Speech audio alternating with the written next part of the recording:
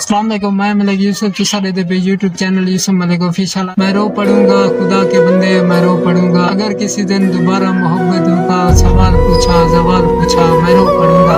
میں اس کے دل میں رہا ہوں لیکن اب اس کے دل سے نکل چکا ہوں۔ وہ اپنے راستے چلا گیا ہے، میں اپنے راستے چلا گیا ہوں۔ اب اس سے زیادہ کوئی بھی مجھ سے سوال پوچھا، میں رو پڑھوں گا۔ اب میری آنکھوں کا جو بھی تارا سبھی سے زیادہ مجھے تھا پیارا، اب میری چلمن کا ایک ستارہ وہ کیسے مجھ سے بچھڑ گیا ہے، کمال پوچھا، میں رو پڑھوں گا۔ خدا را بھی ہے وہ میری چاہت، وہ چاہے مجھ سے بچھڑ گیا ہے، خدا را سن لے کبھی بھی اس پر سوال آیا، میں رو پڑھوں گا۔ ابھی میں خوش ہوں، بھی وہ بھولی ہوئی ہے مجھ کو، مگر اچانک کبھی بھی اس کا خیال آیا، میں رو پڑھوں گا۔ وہ اس کے ہونٹوں کی مسکراہٹ، وہ اس کے چہرے کی روشنی پر کبھی خدایا جو ان اندھیروں کا جال آیا، میں رو پڑھوں گا۔